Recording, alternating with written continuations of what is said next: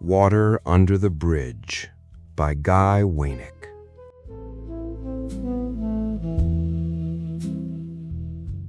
Walt liked the part of the day when nothing else was expected of him. It began with the ice. He kept the tray in the freezer door, top shelf, right side. Not because it mattered, but because things that didn't matter still benefited from consistency. He would pull it out, give it a firm twist, never too aggressive, learned that lesson after a cheap tray cracked on him 2 years ago, and drop the cubes into a metal bucket that outlived his marriage. The bucket made a good sound, solid, honest, no surprises. He carried it down the short hallway to his study, a room that had once been marketed in a listing as a flex space, which Walt had always found amusing. There was nothing flexible about it now. One chair, one desk, one lamp that cast just enough light to remind him he was still technically indoors. The rest of the room stayed in a respectful darkness. He set the bucket down, poured himself 2 fingers of whiskey, 3 if the day had been particularly enthusiastic about disappointing him, and dropped the ice. The first crack as the cubes met the glass was his favorite part. It sounded like a tiny structural failure, contained and manageable. Jazz came next, always jazz, the slow, smoky kind that sounded like it had given up trying to impress anyone years ago.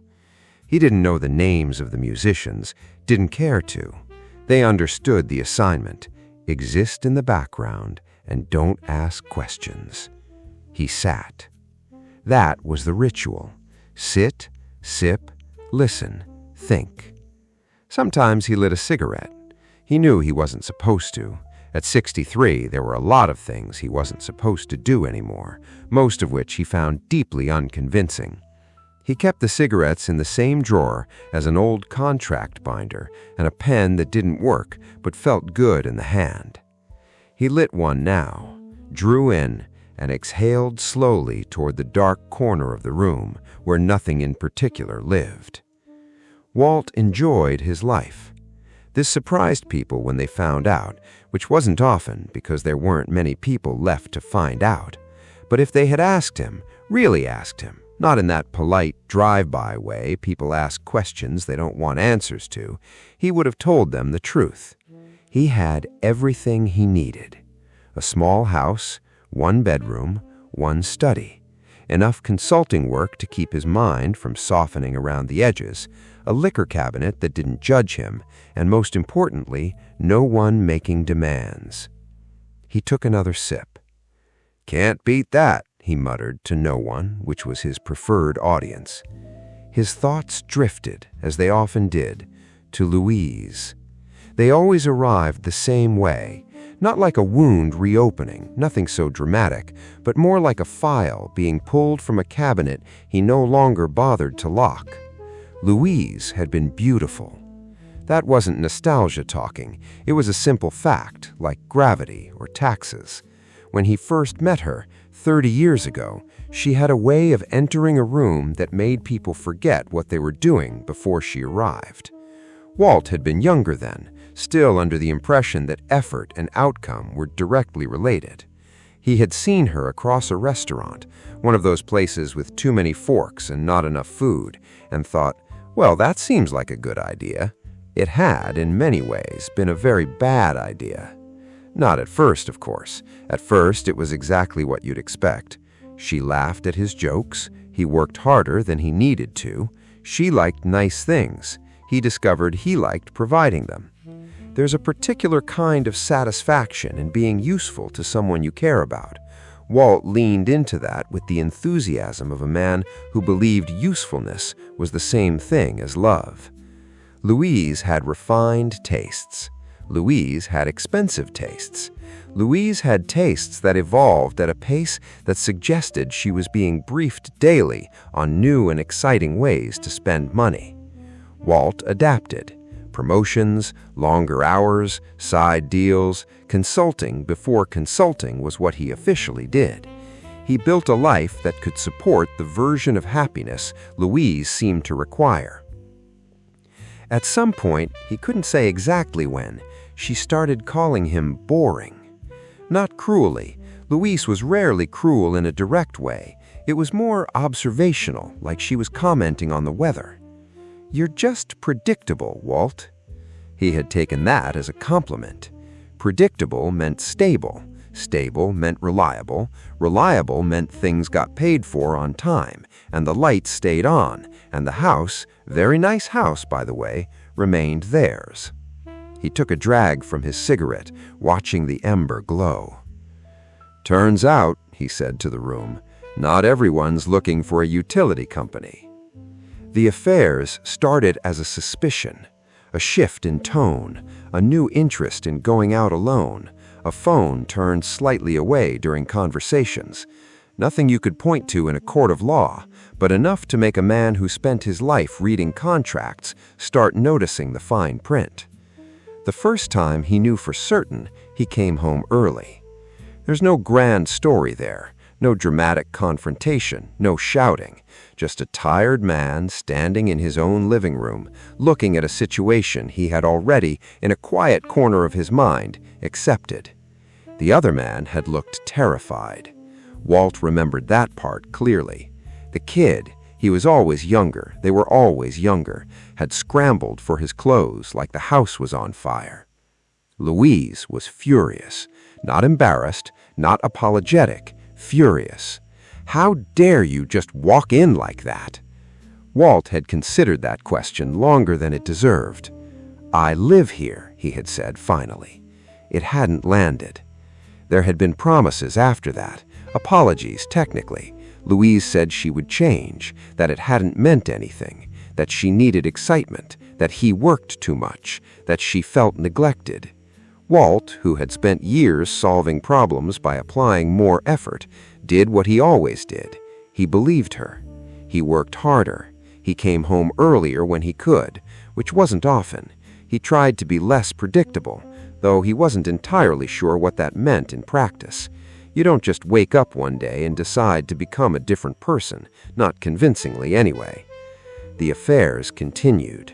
Some were physical, some weren't. Sometimes it was just messages, calls, the sound of someone else telling her she was beautiful. Walt found over time that the specifics mattered less than the pattern. He took another sip of whiskey. "Efficiency," he said. "At least she was consistent." The last one was the pool boy. There was something about that detail that still made him shake his head, not in anger, but in a kind of professional disappointment. If you're going to run a long-term operation, you don't get sloppy at the end. He had come home, again, at the wrong or right time. The kid had been even younger than the others, barely old enough to understand the mistake he was making. Walt went to his bedroom, opened the drawer, and took out the pistol he kept for reasons he had never fully articulated until that moment. He didn't point it, didn't need to. He just held it, visible, and looked at the kid. "Son, I'm going to give you a head start." The kid took it. Louise had not appreciated the gesture. She had shouted, said things that were, in retrospect, quite creative. Compared Walt unfavorably to the pool boy in ways that suggested she had been keeping score. Then came the announcement. She was leaving, moving to California. With him. She wanted a divorce. She explained at length why the pool boy was better. Younger, obviously, more fun, more attentive, less predictable. Walt listened, because once you start a conversation like that, it feels rude to interrupt. When she finished, there was a brief silence. Walt nodded. "Goodbye, then, Louise." He had meant it. He walked to the kitchen, filled the ice bucket, same one, still holding up, went to his study, turned on the jazz, poured a drink, lit a cigarette, and exhaled. It was, in many ways, the first night of the rest of his life. The divorce had taken everything. House, accounts, furniture, the kind of items people list out as if ownership of objects translates to ownership of meaning. Walt hadn't fought it. His lawyer had asked him more than once if he was sure. "You're entitled to half." "I know.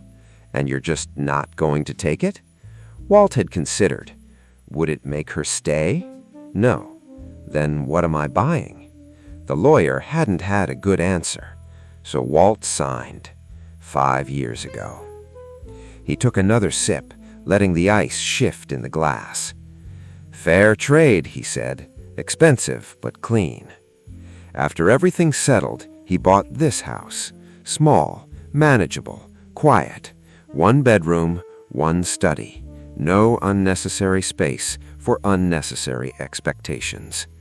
He kept working, but only as much as he felt like.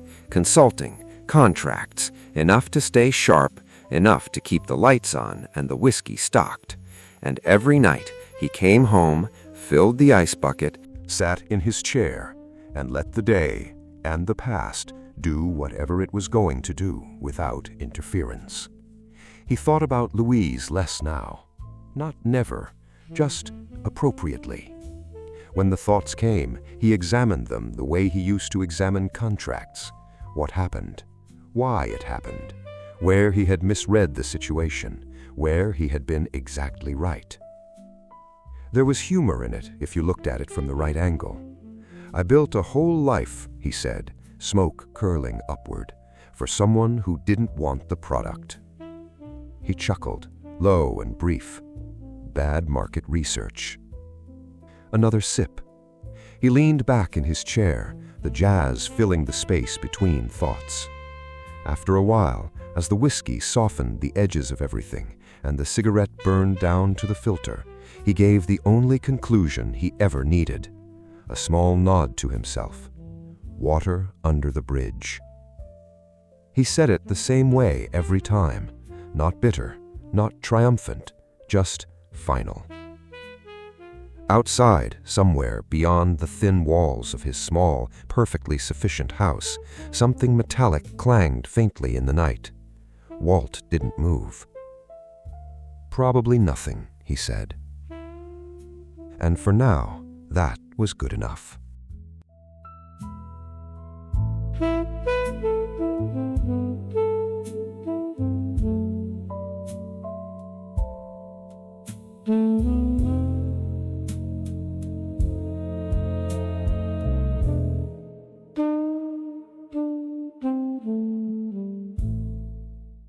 The first night, Walt noticed the neighbor. He assumed it was a mistake.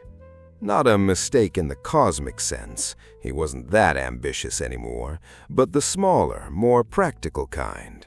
A wrong address, a temporary situation, a man passing through on his way to somewhere that made more sense. Walt had just settled into his chair, ice properly distributed, whiskey performing as expected, when a sound slipped in through the edges of the jazz. Metal on metal. Not loud, not aggressive, just deliberate. He paused, glass halfway to his mouth, and listened. There it was again, a scrape, then a dull thud, then silence, like whatever had made the noise was considering whether it had gone too far. Walt set the glass down and turned his head slightly toward the window. He didn't rush. Rushing implied urgency, and he had spent years carefully removing urgency from his evenings. Another sound, this one sharper. "Well," he said, "that's new." He stood, not because he felt compelled to act, but because curiosity, when properly paced, could be a decent substitute for entertainment. He crossed the room, nudged the curtain aside just enough to preserve the integrity of his darkness, and looked out into the narrow stretch of yard between his house and the one next door. The place had been empty for months. Before that, a couple had lived there briefly, nice enough, too energetic, the kind of people who waved with both hands and asked follow-up questions. They had moved out suddenly, leaving behind a lawn that looked relieved. Now there was a man.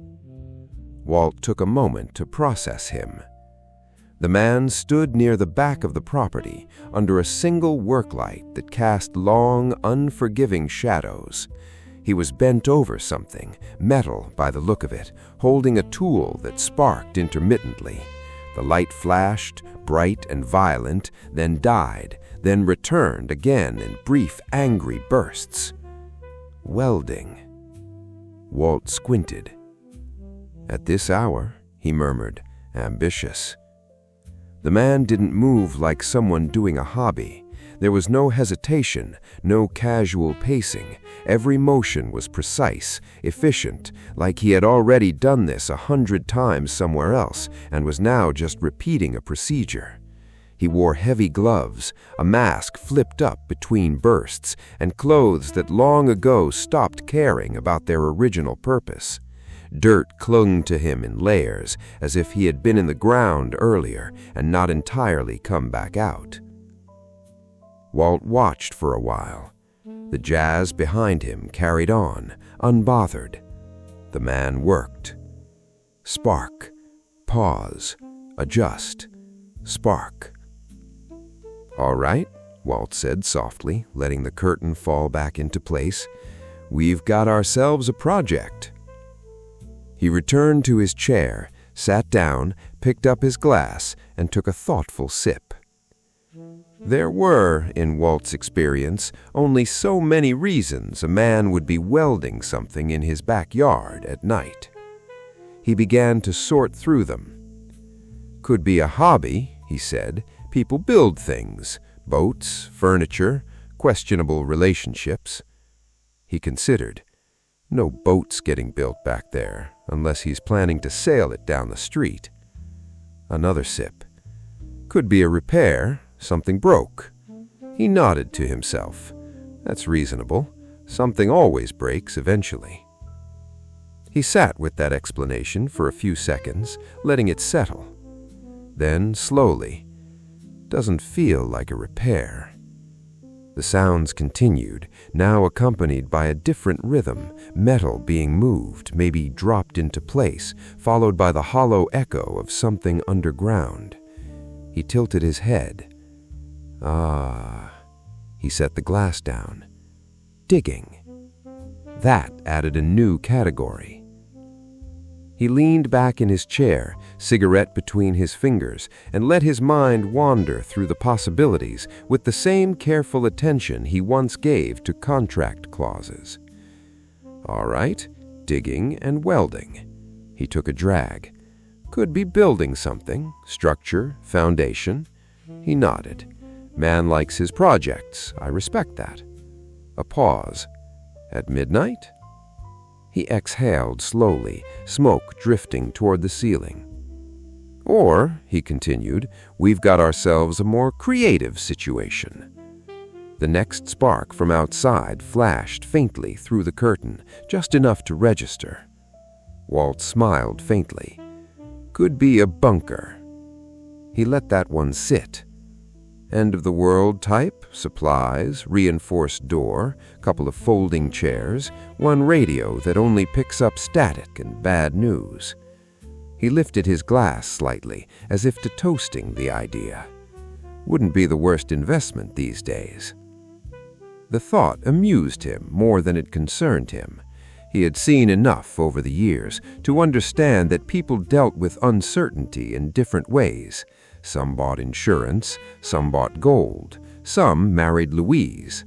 Some, apparently, dug holes in their backyard and welded things together in the dark.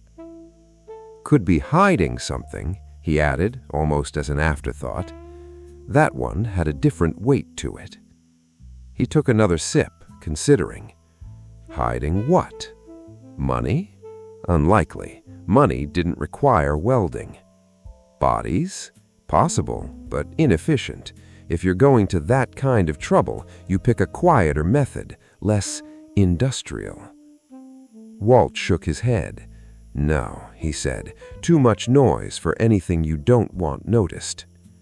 Another metallic thud drifted in, followed by the sound of something heavy being dragged. He glanced back toward the window, then at his glass. "Or," he said, lowering his voice slightly, "we're dealing with something a little more imaginative." He leaned back, settling deeper into the chair. Alien.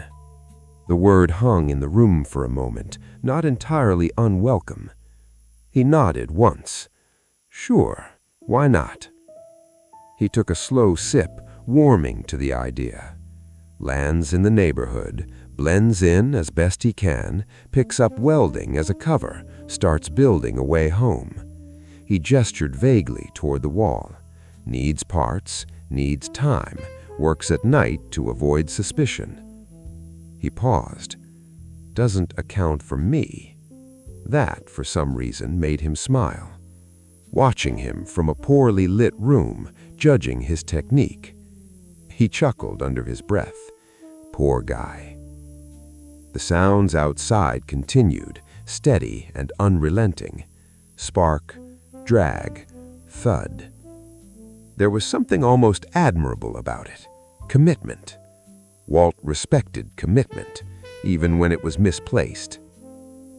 He finished his drink, the ice reduced to softened shapes that clicked quietly against the glass. "Whatever it is," he said, standing slowly, "he's not doing it halfway." He walked back to the kitchen, refilled the ice bucket with the same practiced motion, and returned to his chair as the jazz slid into a slower, more thoughtful tune. The noises went on.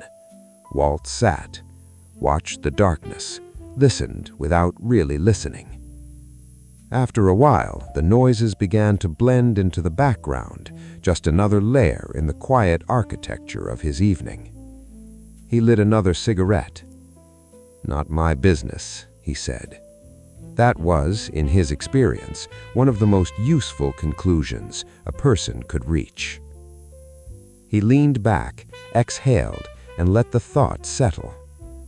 Outside, the man worked. Inside, Walt drank. Two men, separated by a fence and a set of decisions neither of them had fully explained to anyone, each occupied with something that made sense only to themselves. Walt took one last sip, set the glass down, and gave a small, almost approving nod toward the unseen yard next door. "Good luck with it," he muttered. Then, after a beat, "Whatever it is." The jazz played on, the sparks flickered, and the night, as always, held them both without comment.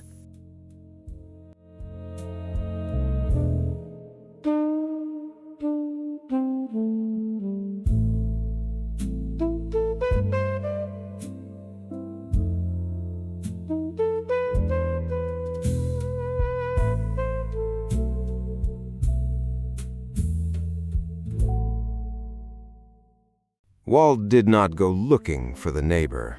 That would have implied initiative. Instead, the neighbor arrived at him the way most things did in Walt's life now. Uninvited, slightly inconvenient, and just interesting enough not to ignore. It was earlier than usual. Not early in any meaningful, productive sense, but early relative to Walt's routine. The sun hadn't fully committed to leaving yet. The sky was that indecisive gray-blue that suggested it might stick around out of politeness. Walt was in the kitchen, finishing the part of his day that required standing up. He had just set the ice tray back in its rightful place when there was a knock. Not on the front door, on the side of the house. Walt froze for a moment, tray still in his hand. "Now that," he said quietly, "is new." He set the tray down, dried his hands on a towel that had long since given up on softness, and walked toward the sound. No rush. If someone was going to knock on the side of his house, they could afford to wait an extra few seconds. The knock came again. 2 taps, evenly spaced, not aggressive, not hesitant, just precise. Walt opened the side door. The man from next door stood there. Up close, he looked less like an alien and more like a man who had misplaced several important parts of himself and hadn't gotten around to replacing them. His clothes were the same, work-worn, stained, functional to the point of anonymity. His face was thinner than Walt expected, eyes a little too focused, like they were always measuring something just behind what they were looking at. They stood there for a moment, neither speaking. Walt took in the details: dirt under the fingernails, small burns along the forearms, a faint smell of metal and something chemical that didn't belong in a residential neighborhood. "Well," Walt said finally, "you found the door." The man blinked once, as if recalibrating. "Yes, that was it." Walt nodded. "Good start." Another pause. The man shifted slightly, not out of discomfort, but like he was adjusting to a variable he hadn't planned for. "You ever think about infrastructure failure?" he asked. No introduction, no lead-in, just straight to it. Walt considered closing the door. Instead, he leaned lightly against the frame. "I only think about it when my ice machine breaks." The man stared at him. Walt waited for a reaction, a smile, a flicker of recognition that a joke had been attempted. Nothing. "Right," said Walt. "Tough room." The man continued, undeterred. "Power grid, water systems, supply chains, they're all interconnected, fragile." Walt nodded slowly, like a man listening to a presentation he hadn't agreed to attend. "Sure," said Walt, "everything's connected. That's how they get you." The man didn't pick up on that either. If one fails, the others follow. It's not linear, it's cascading. Walt folded his arms, settling into the conversation the way one settles into an uncomfortable chair, carefully, with low expectations. "And this is something you're worried about," he said. "Yes." No hesitation, no irony. Walt glanced past him, toward the yard next door. The work light was off now, but the ground still showed signs of recent enthusiasm. Piles of dirt, uneven patches, the faint outline of something that had been moved and moved again. He nodded toward it. "That's what all the digging's about?" The man followed his gaze, then looked back at Walt. "I'm building a shelter."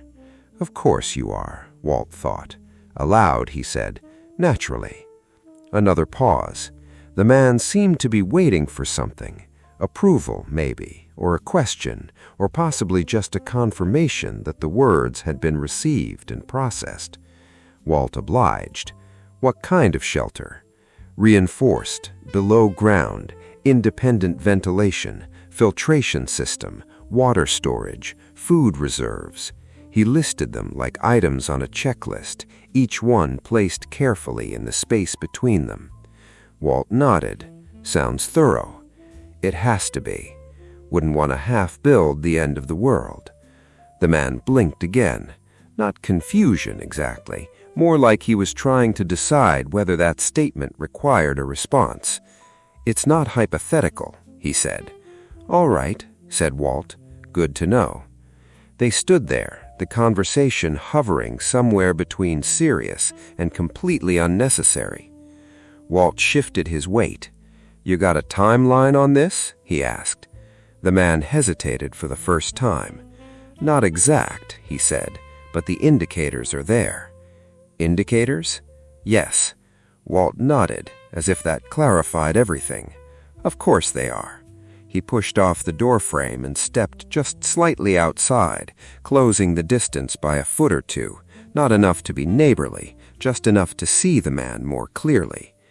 "You always work at night?" Walt asked. "Yes." "Why's that?" "Less interruption." Walt glanced around.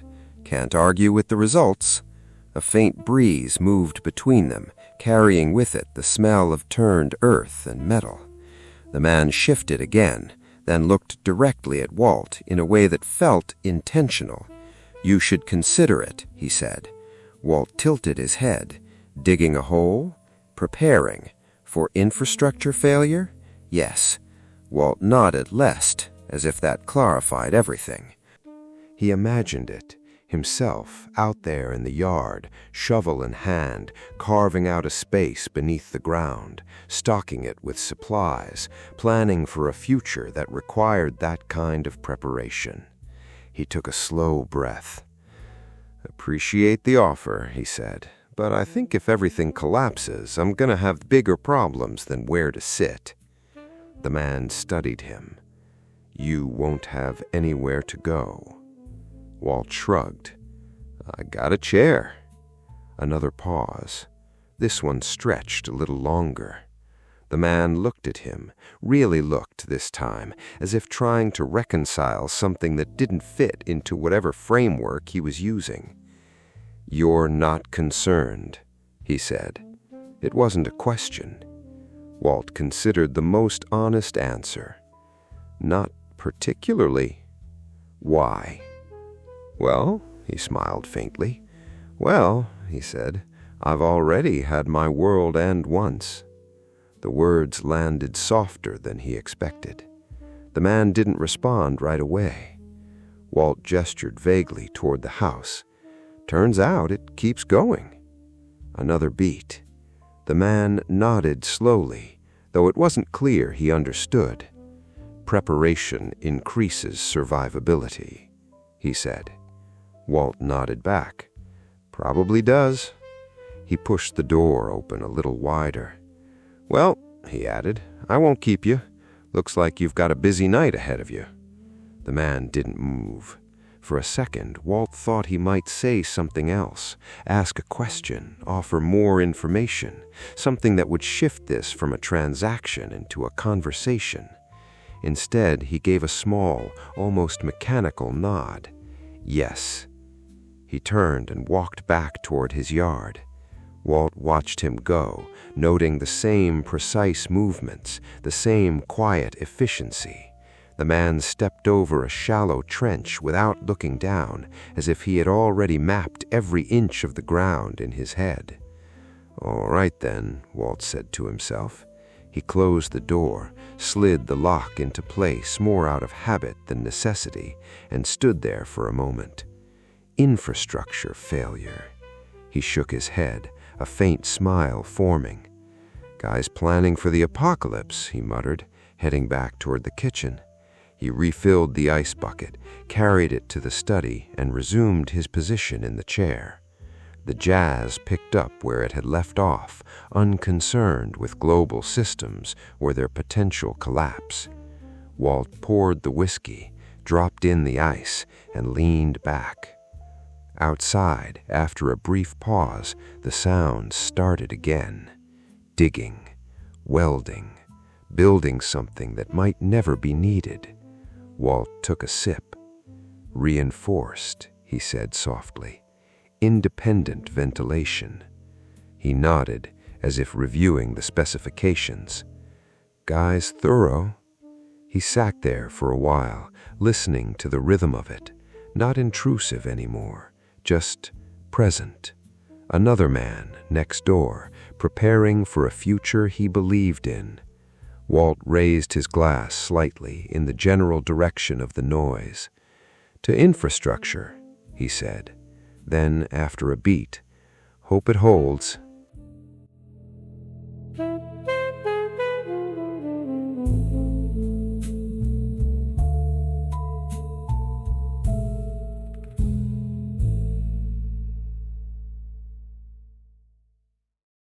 Walt didn't decide to observe the neighbor more. That would have implied curiosity had made a formal request and been approved. What actually happened was simpler. The neighbor became harder to ignore. At first, it was little things, the kind of things that don't announce themselves as meaningful until later, when your brain starts billing them retroactively as foreshadowing.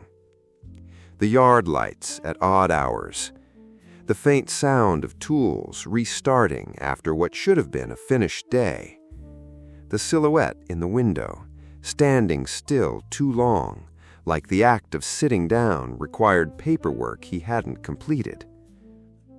Walt noticed all of it the way he noticed most things now, without urgency, but with a kind of reluctant accuracy. He was in his study one night, same chair, same drink, same jazz behaving itself in the background like a well-trained employee, when he realized he had started timing the neighbor's work. Not consciously, just noting. Spark at 9:17, digging resumed at 9:42, light off at 11:03. Consistency, Walt muttered. I respect that. He didn't look out the window immediately. That was important. He made a point of not turning this into a habit. Habits implied investment. But eventually, of course, he did. The curtain moved just enough. The yard next door was lit in harsh angles again, not bright like celebration, bright like necessity, the kind of light that made everything look temporary, including the man standing in it. He was working, still, again. Walt watched him for a while. There was something different now, not in the work itself. Digging was still digging, welding still welding, but in the pace. It wasn't building anymore. It was continuing. That was the first thing Walt noticed. The second was that it looked less like preparation and more like avoidance. Busy man, Walt said to the glass in his hand. He took a sip. The neighbor moved through the yard with mechanical precision, but without the earlier sharpness, less direction, more repetition, as if the project had stopped being a destination and become a reason to keep moving. Walt tilted his head slightly. He's running out of structure, he said. The glass did not respond. Across the fence, the neighbor paused, for a moment completely still.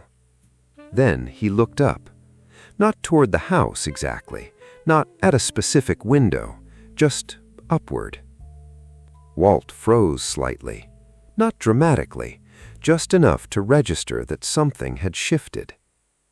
The man stood there in the yard, tools down, shoulders slightly slumped, as if the weight of the project had briefly stepped off him and he wasn't sure whether to feel relief or panic. Then, slowly, he turned his head toward Walt's house. Walt didn't move, didn't step back, didn't adjust the curtain. He just stood there in the dim light of his study, glass in hand, letting the moment exist without interfering. The neighbor could not see him clearly, not through distance, not through glass, not through the habit of darkness Walt preferred. But he knew he was there. That was the difference. A long pause stretched between them. Walt took a slow sip, because at some point your body insists on continuing normal functions even when the world briefly forgets how. The neighbor raised a hand. Not the wave from the storm night, not the simple acknowledgement. This was smaller, more uncertain, like he had almost forgotten what he intended to do halfway through doing it. Walt watched it. Then, after a moment, he raised his glass slightly. Not quite a wave, not quite nothing, just enough to be understood by someone who had stopped expecting clarity. The neighbor lowered his hand, went back to work. Walt let the curtain fall back into place. He sat down, took a breath. "All right," he said quietly, "still there." He didn't know why that mattered. He didn't interrogate it. That was another rule he had learned later in life. Not every feeling improves with questioning. He leaned back, listening to the faint continuation of movement outside. Metal, soil, repetition. Then something changed again. Not in sound, in rhythm. The work slowed, stopped. Walt noticed before he saw it. The absence of noise is its own kind of announcement. He stood again, slower this time, approached the window. The yard was still. No lights, no motion. The neighbor stood at the edge of the work area, facing the fence again, but this time, not working, not preparing, just present. Walt stayed behind the glass.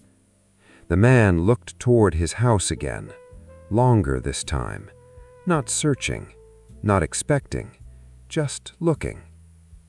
Walt didn't wave this time. He wasn't sure why, or maybe he was. The neighbor nodded once, small, almost imperceptible, and Walt understood something in that moment that didn't arrive as words. It wasn't agreement, it wasn't understanding, it was recognition without translation. Two systems running parallel without ever merging. The neighbor turned away first, walked slowly back toward his house. Not urgent, not lost, just finished for the night, in a way that didn't feel like completion so much as pause. Walt watched him go until he disappeared into the dark shape of the structure next door. Then he stayed at the window a little longer than necessary. The yard looked different now, not emptier, just quieter in a way that felt intentional. Walt exhaled slowly. "Lonely work," he said. He wasn't sure if he meant the digging, or the watching, or both. He returned to his chair. The glass was still there. The ice had softened slightly. The jazz kept playing like nothing had changed at all.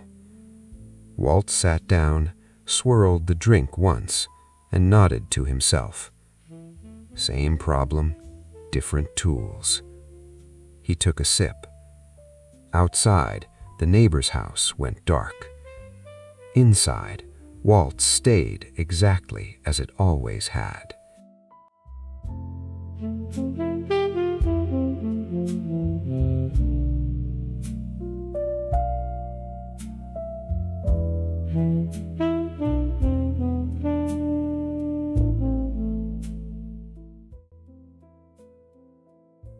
The offer came on a night that felt like it had been assembled from spare parts. Wind first, restless, undecided, moving things that preferred not to be moved. Then rain, not steady, but in bursts, like someone testing the system. Somewhere in the distance, a siren that couldn't decide what it was warning about. The kind of night that made ordinary noises sound like announcements. Walt approved of it. He sat in his chair, study dim as always, jazz low and cooperative, a fresh glass in hand. The ice had behaved well that evening. No cracks, no surprises. A professional performance. "See," he said to the room, "standards." The lights flickered once, just enough to remind him they were not contractually obligated to stay on. Walt looked up at the ceiling. "Don't start," he told it. The lights held. Outside, something metallic shifted, closer than usual, not the distant methodical rhythm he'd grown accustomed to, but a single deliberate movement near the fence line. Walt didn't get up right away. He let the moment sit, the way he did with most things. If it was important, it would still be there in 10 seconds. It was. He stood, glass in hand, and made his way to the back door and stepped out into the damp air.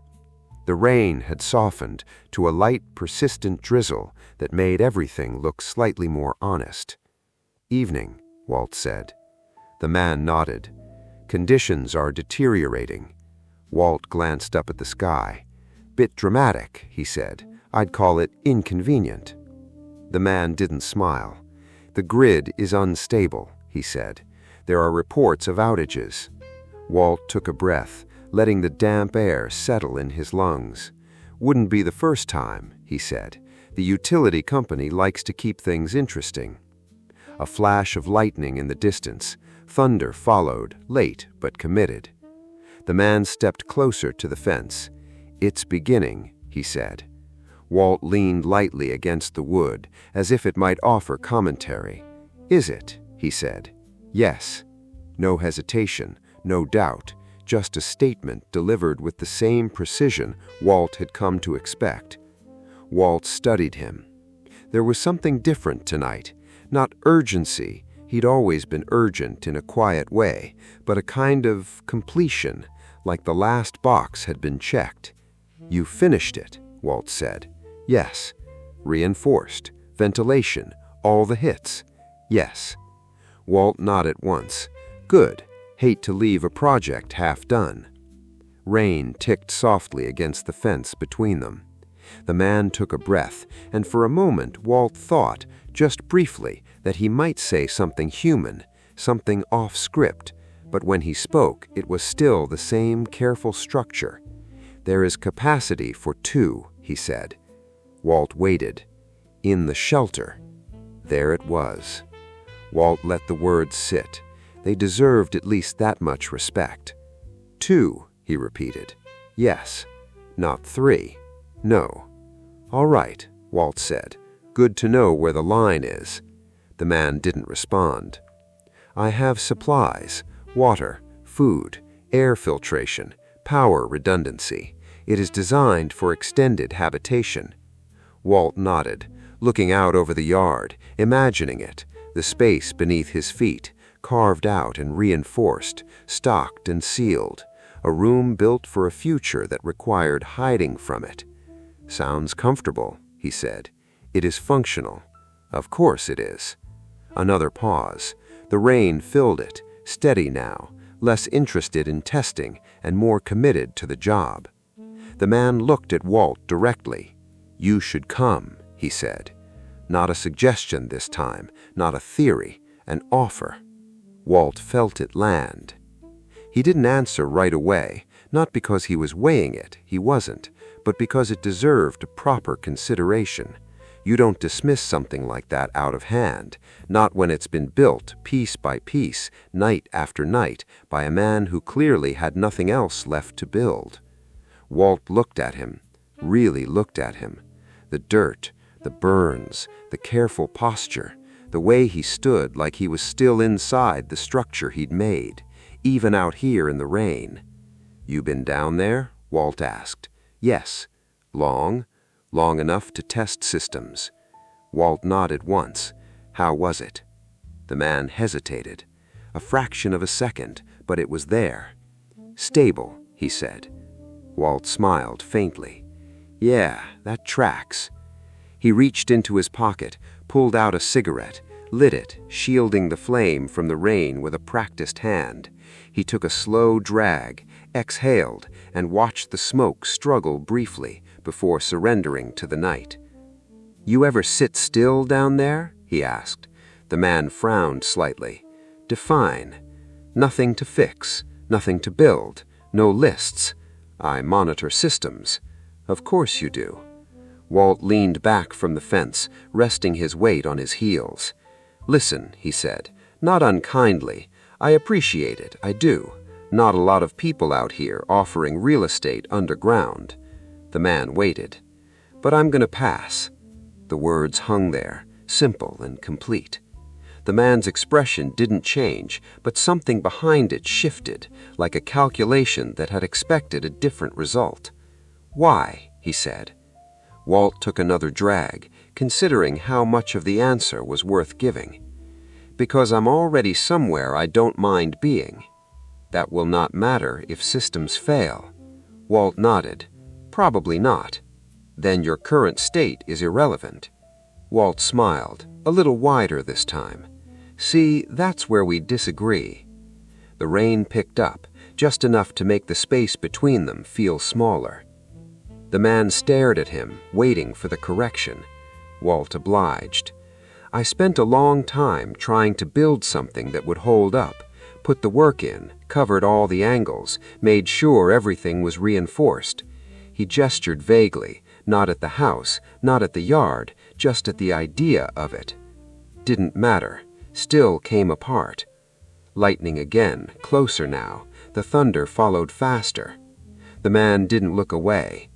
"So I learned something," Walt continued. "You can spend your whole life preparing for things to go wrong, or you can get real good at living with it when they do. That is inefficient." "Yeah, it is." He flicked ash into the wet grass. "But it's quiet." The man processed that.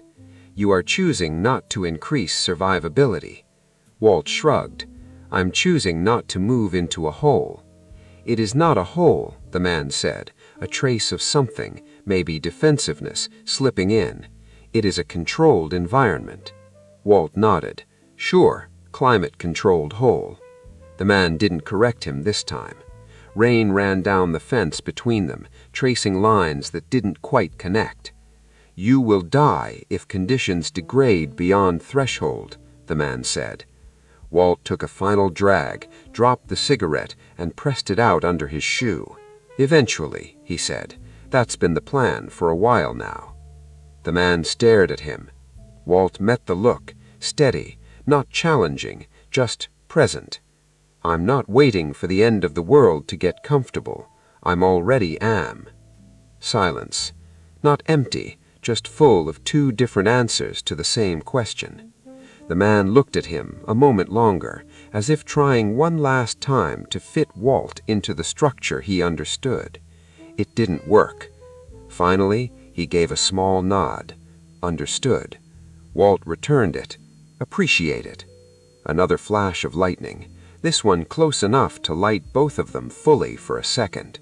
Two men at a fence, each convinced in his own quiet way that he had chosen correctly. The man stepped back. If conditions worsen, the offer remains valid for a limited time. Walt smiled. "I'll keep that in mind." He didn't mean it, but he didn't say it like a lie, just a courtesy extended to a man who had extended one to him. The neighbor turned and walked back into the yard, disappearing into the dim outline of his work, the place where he had decided to wait out whatever was coming. Walt stood there for a moment longer, letting the rain settle on him, soaking into his shirt, cooling the warmth of the whiskey. "Capacity for two," he said quietly. He shook his head, not dismissive, just thoughtful. "Good man." He went back inside, closed the door, and returned to his study, poured another drink, sat down. The jazz was still there, steady as ever. Walt picked up the glass, listening to the ice shift. He looked toward the wall that separated him from the yard next door. "To controlled environments," he said. He took a sip. Then softer. "Water under the bridge."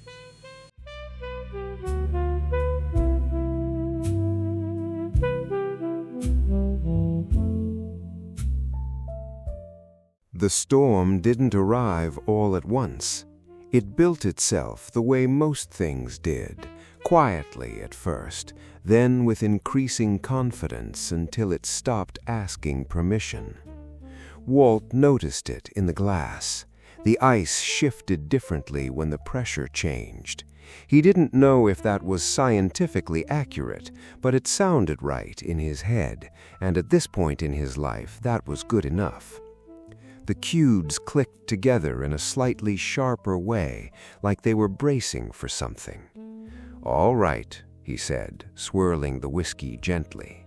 "Let's see what you've got." The jazz carried on, steady and indifferent, but there was something in the background now, wind pushing against the house in long, uneven breaths, not strong enough to be concerning, just persistent enough to be noticed. The lights flickered once. Walt looked up. "You had your warning," he told them. They held. Rain followed. At first it tapped politely against the windows, the way it always did when it was still deciding whether to commit. Then it grew heavier, more certain, until the sound filled the spaces between the notes of the music. Walt sat back in his chair, letting it all settle around him. The room felt smaller in a good way, like it had decided to take his side against whatever was happening outside. He took a sip. Reinforced, independent ventilation, a faint smile. probably dry down there. Another flicker, longer this time. The jazz stuttered, caught itself, then resumed like nothing had happened. Professional, Walt said. Thunder rolled in, not sharp, but deep, the kind you felt more than heard. He glanced toward the window. For a moment he stayed where he was. Then he stood. Not because he was worried, not because he needed to check anything, just because it felt like the right time to look. He carried the glass with him, crossed the room and pulled the curtain back. The yard was a different place in the storm. Everything looked temporary. The fence, the ground, the faint outlines of things that had been built with intention but now seemed negotiable. The rain flattened the space, erased edges, made it all look like it could be taken back at any moment. And there, at the fence, the man. He stood exactly where he had before on other nights, but this time there was no pretense of work, no tools, no movement, just a figure in the rain, completely still, as if he had stepped out of whatever he had built and wasn't sure where else to go. Walt watched him for a long moment. The rain soaked through the man's clothes, darkening them, weighing them down. He didn't react, didn't shift, just stood there, facing the house, facing Walt, although it wasn't clear how much he could see through the glass and the dark. Lightning flashed. For a second, everything sharpened. Walt saw his face clearly, tired, drawn, but not frantic, not afraid exactly, just waiting. The light vanished. The storm closed back in.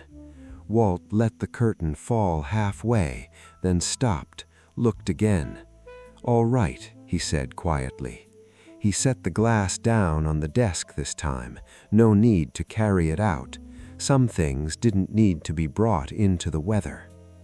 He walked to the back door, opened it, and stepped outside.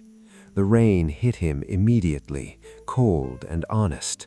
No easing into it, no polite introduction. "Evening," he said. The man didn't answer right away. Up close, he looked smaller than he had in the shadows of his work. Not physically, just reduced, like whatever had been driving him had stepped back a few feet and left him to stand there on his own. Thunder rolled again. "It's holding," the man said finally. Walt nodded once. "Good," he said. "Hate to see a project fail under pressure." The man didn't react. They stood there, the rain filling the space between them, the fence a simple line neither of them crossed. Walt glanced past him, toward the yard. The ground was torn up in places, smoothed in others, evidence of work done with purpose, the faint suggestion of something beneath it, hidden but not entirely secret. "Are you down there tonight?" Walt asked. "No." "Taking a break?" "Yes." Walt nodded. "Smart." Lightning again, closer now. For a moment the yard lit up, the shapes beneath the surface hinted at, then gone. The man looked at Walt, not through him, not past him, at him. "You should come," he said. Not urgent, not insistent, just there, the offer still intact, still waiting. Walt considered it again. He didn't need to. The answer hadn't changed, but the moment deserved the courtesy of a second look. Rain ran down his face, into his collar, down his back. He didn't move to stop it. "I told you," Walt said. "I'm good." The man nodded. "I know." They stood there. No argument, no attempt to convince, just the recognition of two positions that weren't going to move.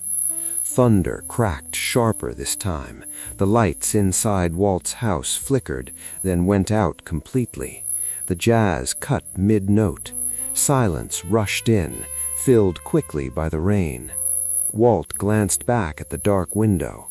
"Well," he said, "there's your infrastructure." The man followed his gaze, then looked back. "It has begun," he said. Walt let out a quiet breath, somewhere between a laugh and agreement. "Maybe," he said. Another pause. The storm pressed in harder now, wind picking up, rain slanting sideways.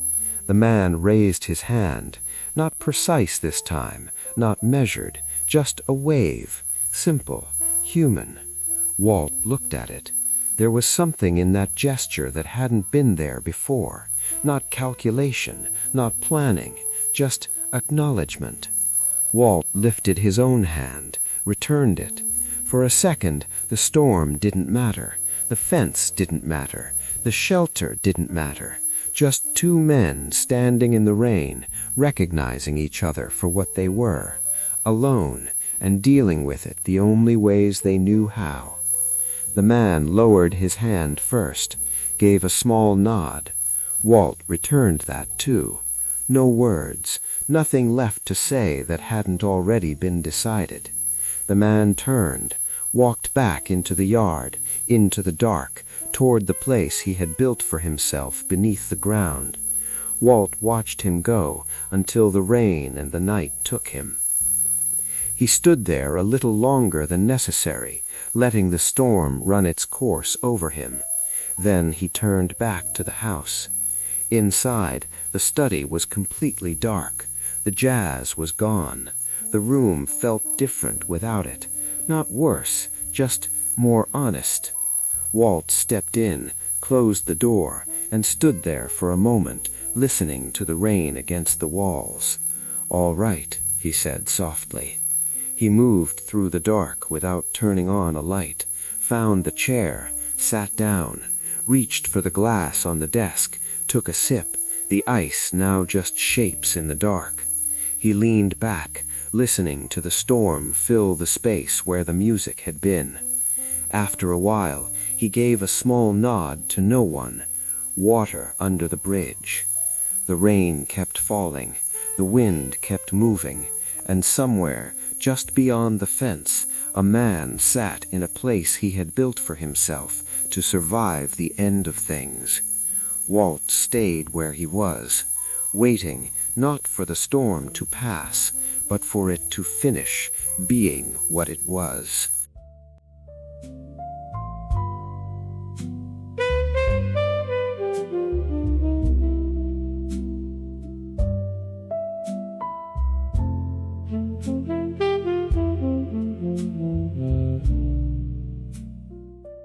Morning didn't arrive so much as it leaked in. Walt noticed it first in the quiet. The storm had done its work some time in the night. Thunder, wind, rain, all of it. And then, like a contractor who knew when to leave, it packed up and went without ceremony. What it left behind was a kind of emptiness that felt louder than the noise had been. No jazz, no wind, no rain.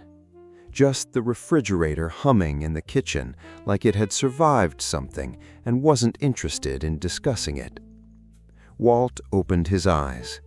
He was still in the chair. This wasn't unusual. It happened from time to time, usually when the whiskey had been particularly persuasive or the night had offered more to think about than he had planned for. His neck disagreed with the arrangement, but not loudly enough to file a complaint. He sat there for a moment, letting the room come back into focus. "All right," he said to no one. "We made it." He pushed himself up slowly, joints reporting in with the usual updates. He set the empty glass on the desk, noticed the ice had melted down into a shallow, uncommitted puddle, and gave it a small nod of acknowledgement. "Held up," he said. He walked to the window. Didn't rush, didn't expect anything in particular, just part of the process now. Check the outside, confirm the world had decided to continue. He pulled the curtain aside. The yard looked normal. Wet, sure, a few leaves where they didn't belong, the fence darker from the rain, but otherwise intact. No signs of collapse, no smoldering remains of civilization, no distant fires or wandering survivors making poor decisions. "Bit anticlimactic," Walt muttered. He let the curtain fall back. The kitchen came next. Coffee. Black, same as always.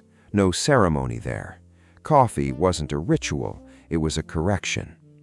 As it brewed, Walt stood at the counter, hands resting lightly on the edge, looking at nothing in particular. He thought about the night, the storm, the man at the fence, the wave.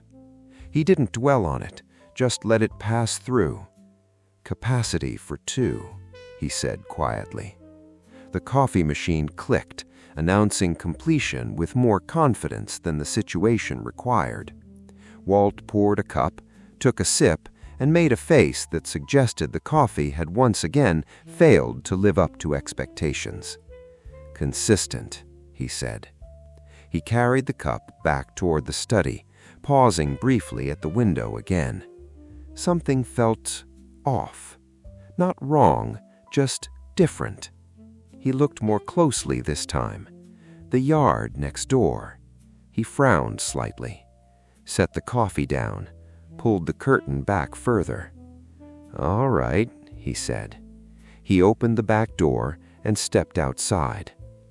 The air had that post-storm clarity to it, clean in a way that felt temporary, like it would get dirty again as soon as people remembered how. Walt walked toward the fence, slowly, not cautious, just deliberate. The ground squished slightly under his shoes, the earth still holding on to last night's decisions. He reached the fence and rested a hand on the top rail. Looked over.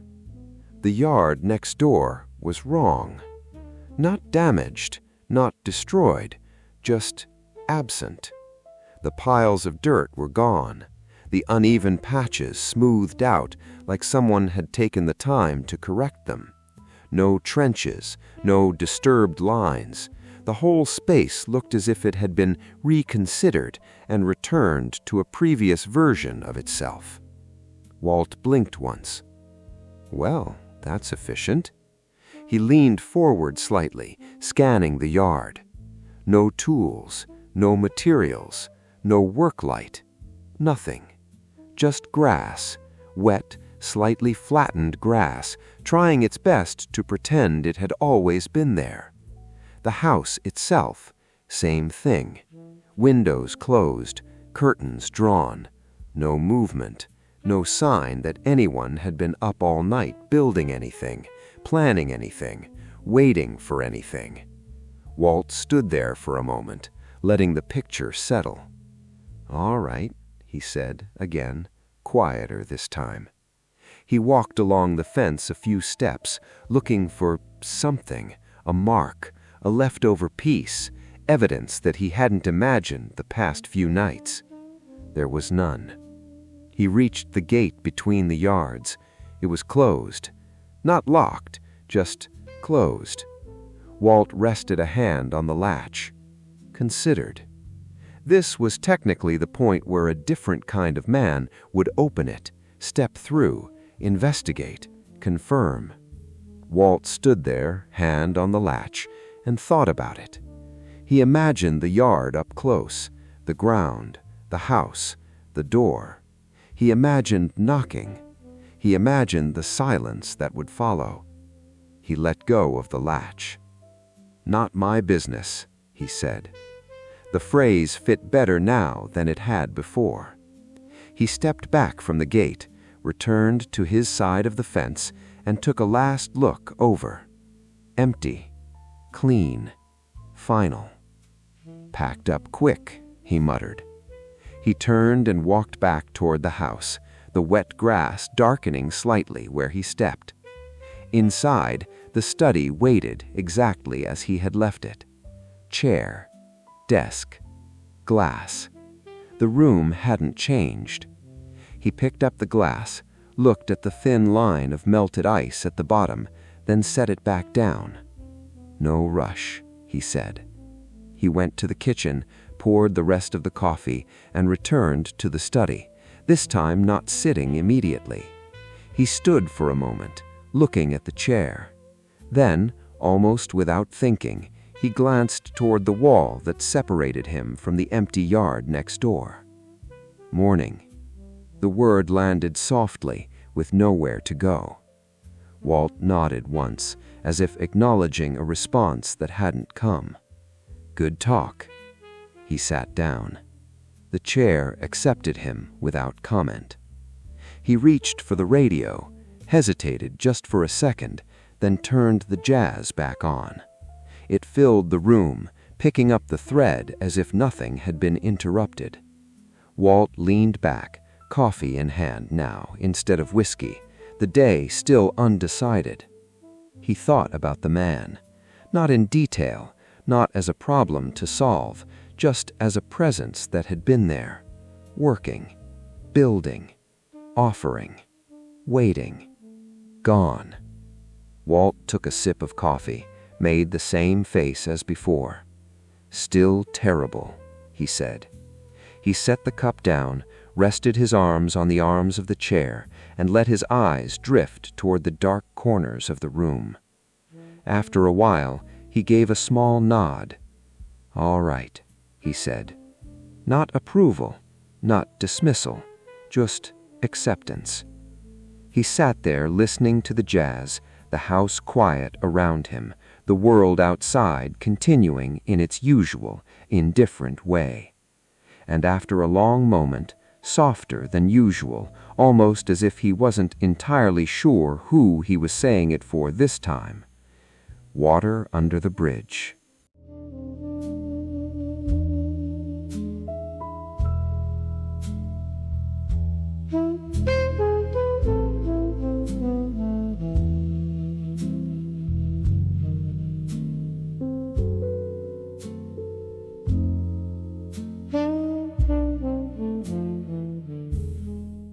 The ice behaved.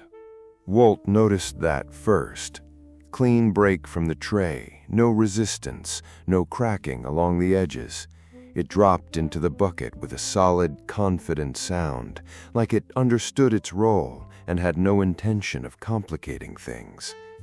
Professional, he said. He carried it to the study the same way he always did. Same steps, same slight turn at the doorway so he didn't clip the frame, the kind of movement you stop thinking about once it proves reliable enough times. The room waited for him. It always did. Chair where it belonged, desk exactly as he left it, lamp casting that narrow, controlled circle of light that kept everything else in a polite, manageable darkness. Nothing had changed. That was the point. Walt set the bucket down, poured the whiskey, watched the ice settle into place. The first crack came right on time. There it is, he said. Jazz followed, low, familiar, not a specific song. He still didn't know their names, but the same tone, the same mood, something that didn't need anything from him. He sat. The chair accepted him without comment. Walt leaned back, took a sip, let the day, what little of it he had allowed to exist, fall away. Same routine, same everything. And for a while it worked exactly the way it always had. The whiskey was right. The music stayed where it belonged. The room held steady around him. He lit a cigarette, drew in, exhaled slowly toward the corner where the smoke could disappear without asking questions. All right, he said quietly. It should have ended there. It usually did. But something small, barely noticeable, didn't settle. Not wrong, just incomplete. Walt shifted slightly in the chair, not uncomfortable, just aware. He took another sip. The ice clicked, softer this time. He glanced without meaning to toward the wall, the one that separated him from the yard next door, from the place where there had been noise, work, purpose, from the place where, for a few nights, there had been someone else. Walt didn't linger on it, didn't turn it into anything bigger than it was, just let the thought pass through. "Quiet," he said. The word sat there. He took a drag from the cigarette, held it a moment longer than usual, then let it go. His mind moved, as it often did, to Louise. Not sharply, not with weight, just part of the routine. The file came down, opened briefly. Her face, the house, the long arc of effort that had led somewhere else entirely. He reviewed it the way he always did. What happened, why it happened, where he had misread things, where he hadn't. There was still humor in it. "Built the whole operation," he murmured. "Forgot to check if the client was staying." A small smile. He took a sip. The conclusion waited, as it always did, ready, familiar. But it didn't come right away. Walt sat there, glass in hand, the jazz moving quietly through the room, the smoke curling upward in slow, uncertain lines. He glanced again, this time more deliberately, toward the wall, toward the absence behind it. He pictured it without trying. The yard, flat now, clean, no trenches, no light, no man standing in the rain like he had somewhere to be but hadn't decided when to go. He thought about the wave, simple, uncomplicated, about the offer, capacity for two. He let out a slow breath. "Good setup," he said, not mocking, just acknowledging.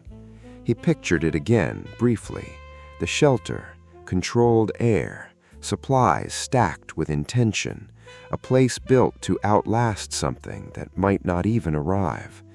A man sitting in it, waiting for the world to justify the work.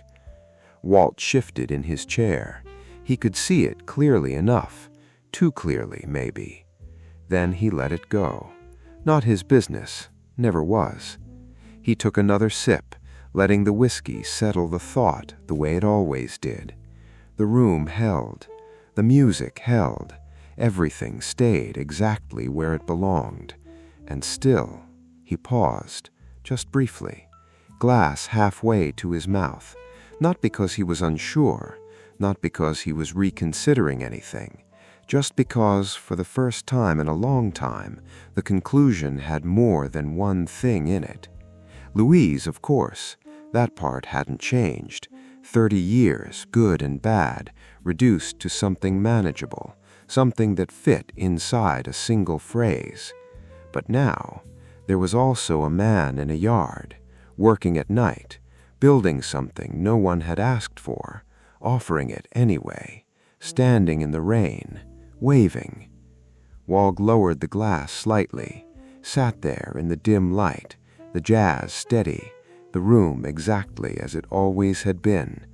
He nodded once, not to the past, not to the room, just in general. "Yeah," he said softly. Then finally the same words, same tone, same delivery, but carrying a little more than they used to. "Water under the bridge." He took the sip, set the glass down. The ice shifted, quiet and contained. Walt leaned back in the chair, cigarette in hand, the smoke drifting upward, the music filling the space without asking anything in return. Outside, nothing moved. Inside, nothing needed to. And for a while, that was enough.